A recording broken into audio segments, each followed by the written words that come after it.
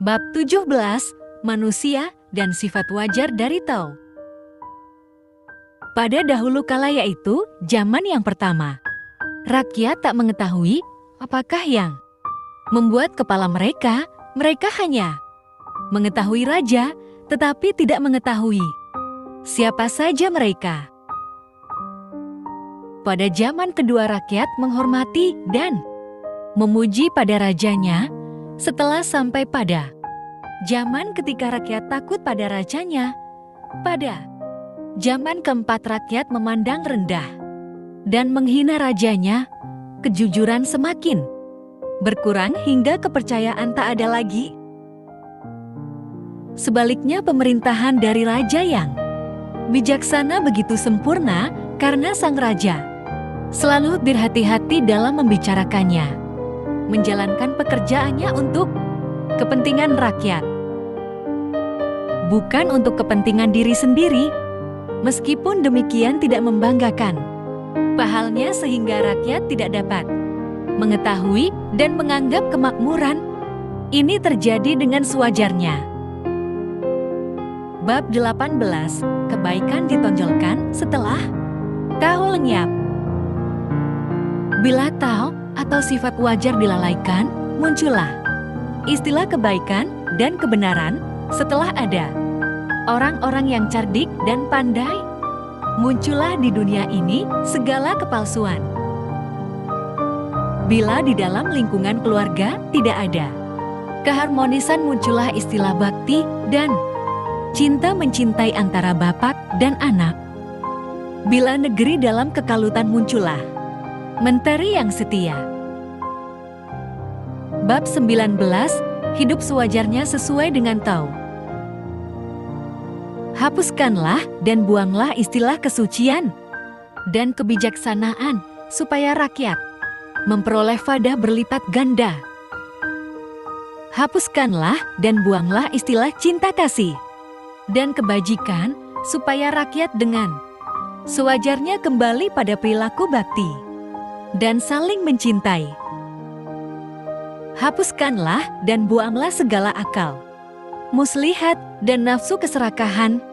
Dengan sendirinya pencuri dan perampok akan lenyap. 3 ungkapan di atas memberi bukti bahwa rakyat tidak cukup hanya diberi pelajaran lahir terus, tidak cukup diberi pelajaran ilmu pengetahuan akan, tetapi mereka harus diberi pelajaran tentang etika, budi pekerti, dan kebatinan, serta dipimpin untuk kembali pada sifat sewajarnya, berlaku hamat dan sederhana, menghilangkan sifat egoisme dan nafsu keinginan. Bab 20, menjauhkan masalah duniawi untuk bersatu dengan Tao. Tidak belajar pun tidak ada kesulitannya. Seberapakah perbedaannya antara yang pintar dan yang bodoh? Apakah perbedaannya antara kebaikan dan keburukan? Yang disegani orang lain tidak dapat untuk tidak disegani. Sulit untuk mengetahui peristiwa-peristiwa yang belum terjadi. Banyak orang terlena, hanyut dalam arus kemewahan seperti tak henti-hentinya berpesta daging lembu di atas paseban dan menikmati pemandangan musim semi. Melainkan hanya aku sendiri dalam keadaan tenang, tiada keinginan, bagaikan anak kecil yang belum cukup setahu usianya, bagaikan anak piatu yang bergelandangan, tidak punya rumah untuk pulang. Banyak orang mempunyai harta berlebihan, sedangkan aku sendirian bagaikan kehilangan segala-galanya. Aku bagaikan seorang dungu yang tidak mempunyai pikiran. Suatu apa dengan pakaiannya compang-camping, tidak menentu. Kebanyakan orang hidup mewah dan bergelimang harta, sedangkan aku sendiri tampak suram dan menjemukkan. Umumnya orang bergembira dengan muka terang dan berseri-seri, sedangkan aku sendiri dalam keadaan kusut, lesu, dan sepi. Akan tetapi aku senantiasa tenang bagaikan Lautan yang teduh senantiasa bertiup kian. Kemari bagai hembusan angin, banyak orang memiliki kemampuan, sedangkan aku sendiri hanya memiliki kebodohan. Hanya aku sendiri yang sangat berbeda dengan orang lain dan tidak dapat terpisah dari dukungan Tao, bagaikan bayi yang tidak dapat berpisah dari sang ibu. Bab 21, tiada sesuatu yang berharga kecuali Tao. Kebajikan yang terbesar hanya sesuai dengan Tao. Tao sebagai benda bersifat samar-samar. Di dalam kesamaran itu, dengan sepintas lalu dapat dilihat adanya semua sifat. Di dalam kesamaran itu, dengan sepintas lalu dapat dilihat adanya sesuatu rupa di dalam keadaan tersembunyi dan di antara kegaiban terdapat intisari. Intisari itu amat murni dan di dalamnya berisi pokok kebenaran yang dapat dipercaya. Keasliannya sejak dulu hingga kini dan masa yang akan datang namanya tidak bisa hilang. Untuk menyelidiki asal mula dari alam ini, bagaimana aku sampai dapat mengetahui kondisi asal mula dari alam ini? Ialah berdasarkan penyelidikan dari Bab 22, Tao menyempurnakan segala kekurangan. Siapa yang mengakui dirinya serba kurang, ia akan dibuat menjadi sempurna. Siapa yang mengaku bengkok akan dibuat lurus. Siapa yang mengaku masih kosong akan dibuat penuh. Siapa yang mengaku telah renta akan diperbarui. Siapa yang mengharapkan sedikit akan mendapat sebaliknya, yang mengharap terlalu banyak akan kalut. Dari itu seorang budiman hanya mendukung satu hingga menjadi contoh bagi dunia. Tidak menonjolkan diri, maka ia mendapatkan muka terang. Tidak membenarkan diri sendiri, maka terkenalah kebajikannya. Tidak membanggakan jasanya, maka masyarakat akan mengakui pahalanya. Tidak menyombongkan diri sendiri, maka ia dapat langgeng kedudukannya. Siapa yang tidak suka berebut atau bersaing, maka orang sedunia tidak akan berebut kepadanya hingga ia terbebas dari persaingan. Dalam pepatah kuno dikatakan bahwa siapa yang mengaku dirinya serba kurang, justru ia akan menjadi sempurna. Ternyata ini bukan omong kosong, tidak dapat disangsikan. Ia akan kembali dalam kesempurnaan yang sesungguhnya. Bab 23, siapa yang sesuai dengan Tao akan diterima oleh Tao. Bahwa orang yang jarang berbicara itu sesuai dengan sifat alam. Maka angin taufan yang bertiup keras tak lebih lama dari satu pagi, hujan lebat tak turun terus-menerus sepanjang hari. Siapa yang menciptakan ini semua ialah langit dan bumi atau alam, apalagi manusia. Maka setiap orang yang tingkah lakunya sesuai kebenaran akan cocok dan bersatu dengan kebenaran yang sesuai dengan kebajikan. Kebajikan pun akan bersatu dengan kebajikan. Sebaliknya, yang tidak benar dan tidak bijak pun juga akan bersatu dengan sifat-sifat yang tidak bijak. Tegasnya, yang jahat pun akan bersatu dengan kejahatan. Orang yang sifatnya sesuai dengan kebenaran, maka oleh kebenaran ia akan diterima dengan sukacita. Siapa yang sesuai dengan kebajikan pun akan disambut oleh kebajikan dengan penuh kegembiraan. Sebaliknya, mereka yang sifatnya jahat pun akan mendapatkan sambutan baik dari golongan jahat. Bila sekarang tidak cukup kejujurannya, maka ia pun tidak mendapat kepercayaan. Bab 23, siapa yang sesuai dengan Tao akan diterima oleh Tao. Bahwa orang yang jarang berbicara itu sesuai dengan sifat alam. Maka angin taufan yang bertiup keras tak lebih lama dari 1 pagi, hujan lebat tak turun terus-menerus sepanjang hari. Siapa yang menciptakan ini semua? Ialah langit dan bumi bagi alam, apalagi manusia. Maka setiap orang yang tingkah lakunya sesuai kebenaran akan cocok dan bersatu dengan kebenaran yang sesuai dengan kebajikan. Kebajikan pun akan bersatu dengan kebajikan. Sebaliknya yang tidak benar dan tidak bijak pun juga akan bersatu dengan sifat-sifat yang tidak bijak. Tegasnya yang jahat pun akan bersatu dengan kejahatan. Orang yang sifatnya sesuai dengan kebenaran, maka oleh kebenaran ia akan diterima dengan sukacita. Siapa yang sesuai dengan kebajikan pun akan disambut oleh kebajikan dengan penuh kegembiraan. Sebaliknya mereka yang sifatnya jahat pun akan mendapatkan sambutan baik dari golongan jahat. Bila sekarang tidak cukup kejujurannya, maka ia pun tidak mendapat kepercayaan. Bab 24. Siapa yang menentang Tao tidak akan abadi. Siapa yang berjingkat tak dapat berdiri lama. Siapa yang membentangkan kaki untuk melangkah terlalu lebar, ia tak akan dapat berjalan. Siapa yang menonjolkan dirinya ke muka, ia tak bisa menjadi gemilang. Siapa yang membenarkan perbuatannya sendiri tak dapat menjadi hebat. Siapa yang memuji-muji diri sendiri, ia tidak memiliki jasa. Siapa yang menyombongkan diri sendiri, ia tidak luhur. Perbuatan-perbuatan yang rendah itu terhadap Tao bagaikan sisa makanan atau sampah yang kotor.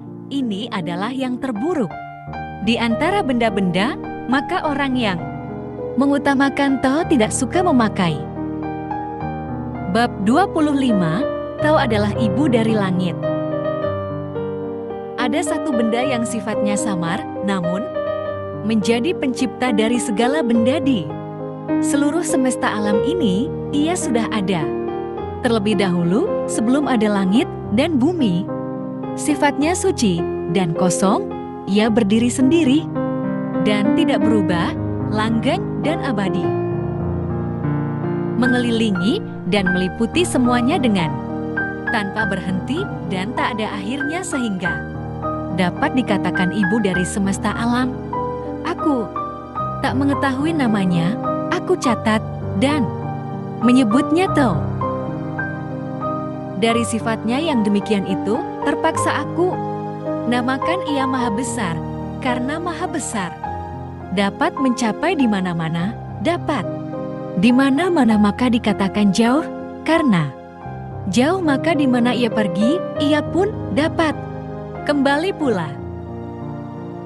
Maka Tao itu besar, langit besar, bumi besar. Tetapi Raja juga besar di dalam semesta alam. Ini ada 4 besar, di mana Raja juga termasuk salah satu di antaranya, manusia di dalam lingkungan hukum bumi. Bumi di dalam lingkungan hukum langit, dan langit di dalam lingkungan hukum dari Tao. Sedangkan Tao dari hukum sewajarnya. Bab 26. Orang budiman tak terpisahkan dari Tao. Berat menjadi akar dari ringan. Diam adalah tuan dari gerak. Maka seorang budiman dalam tingkah laku sehari hari tidak terpisahkan dari Tao. Bagaikan tentara yang bergerak maju tak dapat terpisahkan dari perbekalannya. Walaupun ada pemandangan yang amat menarik dan indah, tetapi ia tidak tertarik. Senantiasa diam dan dengan sikap sederhana tinggal dengan tenang. Mengapa seorang raja dari negeri besar yang mempunyai angkatan perang terdiri dari selaksa kereta perang, maka menyombongkan diri dan memandang ringan terhadap dunia? Yang memandang ringan segera kehilangan pokok, bergerak segera kehilangan dasar. Bab 27 yang mengenal Tao. Bertugas sebagai guru. Yang pandai berjalan tidak meninggalkan bekas. Yang pandai bicara tidak dapat dicari kesalahannya. Yang pandai menghitung tidak perlu memakai mesin hitung. Yang pandai menutup tidak perlu memakai kunci dan palang pintu, toh tak dapat dibuka. Yang pandai mengikat tidak memerlukan tali, toh tidak dapat terlepas.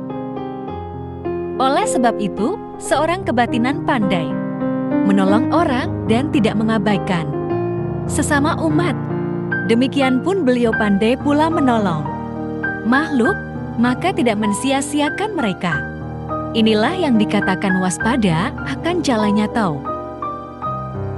Maka orang yang baik adalah guru dari orang yang tidak baik, sebaliknya orang yang tidak baik adalah contoh yang berguna bagi orang yang baik, tidak mengindahkan sang guru, dan sebaliknya tidak cinta pada contoh, walaupun tidak cinta pada contoh, walaupun pandai nyatanya tersendat. Bab 28, tahu diri adalah sesuai dengan Tao. Mengetahui sifat positif, melindungi sifat negatif menjadi aliran sungai dunia, menjadi saluran dari alam, maka ia tidak terpisah dari kebajikan yang kekal, sehingga kembali pada sifat anak-anak, yaitu sifat yang suci jujur dan sewajarnya. Mengetahui warna yang putih, melindungi warna yang hitam, menjadi contoh dunia, menjadi contoh bagi manusia di dunia, maka kebajikannya yang kekal tak dapat salah pula. Ia akan kembali dalam alam kekosongan yang sempurna. Mengetahui penghargaan, menjaga penghinaan sebagai lembah dunia yang luas. Menjadi lembah dunia, kebajikan kekal akan memenuhi dirinya dan ia akan kembali di dalam kesederhanaan yang sewajarnya. Setelah kesederhanaannya menjadi sempurna, maka ia akan menjadi alat yang dipergunakan oleh para bijaksana untuk menjadi pejabat negeri yang adil dan bijaksana, maka pemerintahan yang baik tak menghukum rakyatnya. Bab 29, Tao menghendaki kebebasan setiap makhluk. Siapa yang hendak menguasai dunia dan hendak memperdaya rakyat untuk menguntungkan dirinya, aku nyatakan bahwa ia tak akan berhasil. Dunia sebagai alat dewa, rakyat tak dapat dipaksa untuk bekerja guna pihak lain. Siapa yang memaksa akan gagal, dan siapa yang menguasai akan kehilangan.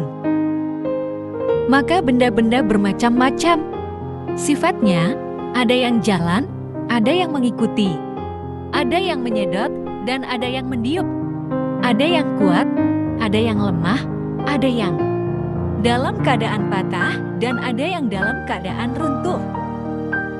Dari itu, seorang budiman membuang segala sifat yang berlebihan, jauhkan kemewahan, dan segala sesuatu yang melewati batas. Bab 30, sikap seorang ksatria sesuai dengan Tao.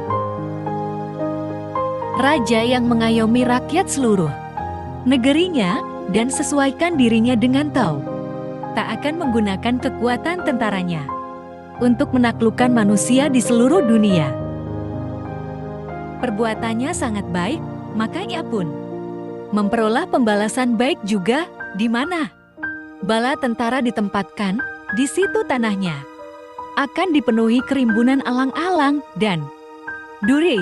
Sesudah ada gerakan tentara secara besar-besaran, kemudian akan diikuti masa paiseklik. Orang budiman setelah mencapai hasil baik, senantiasa akan merasa puas dan tidak serakah menguasai sebanyak-banyaknya dengan menggunakan kekerasan dan kekuatan senjata.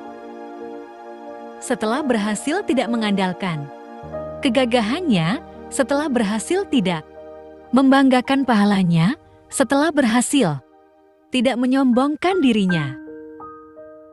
Setelah mendapat hasil senantiasa, menganggap bahwa hal ini memang tidak bisa lain daripada begitu. Bila memperoleh hasil, jangan menunjukkan kebangisan atau kegagahan, karena segala perkara tidak langgang.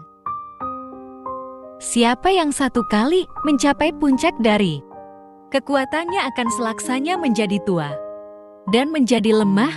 Inilah yang dibilang tak sesuai dengan tahu, dan siapa yang tak sesuai dengan tahu akan segera berakhir riwayatnya. Bab 31, tahu tak menghendaki pertumpahan darah.